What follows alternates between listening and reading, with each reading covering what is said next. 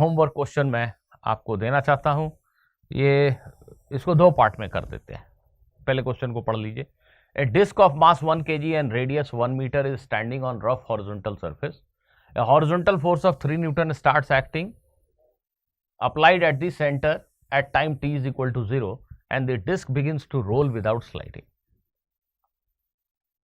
3 Newton का force लगा दिया, सेंटर पे लगाते रहेंगे और डिस्क रोल कर रहा है without sliding. At t is equal to 1 second find the position of the point in the disc which has zero acceleration। बच्चों पहला पार्ट ये रहेगा सवाल का कि t is equal to 1 second के बाद इस डिस्क में कुछ स्पीड वगैरह आ चुकी है।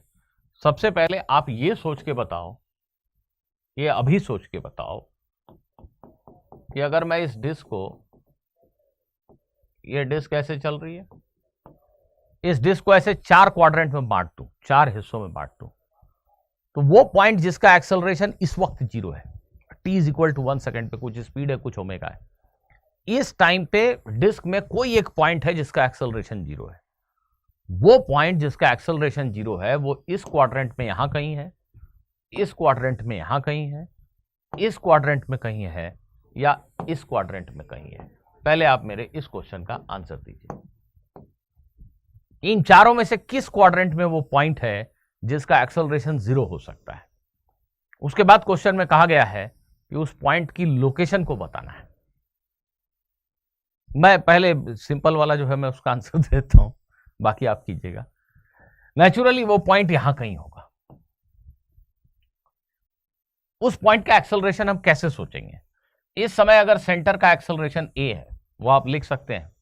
डायनामिक्स के इक्वेशन लिखने होंगे।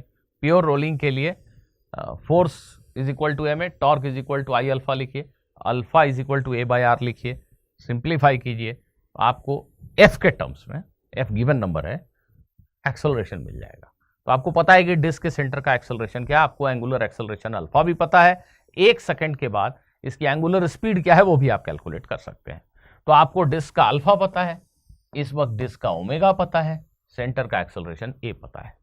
तो बच्चों यहां जो कोई पॉइंट होगी ऐसे, अगर सेंटर ऑफ मास पे बैठ के देखें, अगर सेंटर पे बैठ के देखें, तो सेंटर पे बैठे ऑब्जर्वर को, सेंटर पे बैठे ऑब्जर्वर को ये पॉइंट तो ऐसे सर्कल में ही घूमता हुआ दिख रहा है ना।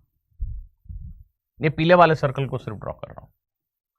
सेंटर में बैठे ऑब्जर्वर को ये पॉइंट सीधा सीधा सर्कल में घूमता हुआ दिख रहा है और नॉन यूनिफॉर्म सर्कुलर मोशन करता हुआ दिख रहा है, क्योंकि अल्फा है, अल्फा है मतलब ओमेगा बढ़ रहा है।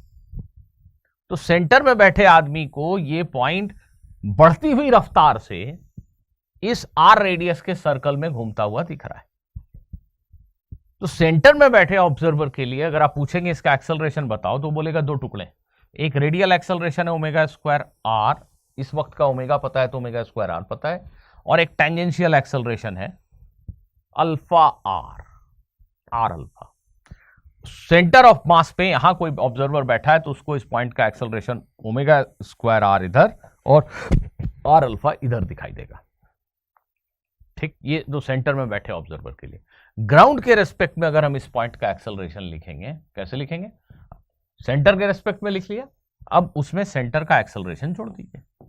तो ये वेक्टर ओमेगा स्क्वायर आर, ये वेक्टर ए और ये आर अल्फा, इन 3 वेक्टर का सम है इस पॉइंट का एक्सेलरेशन।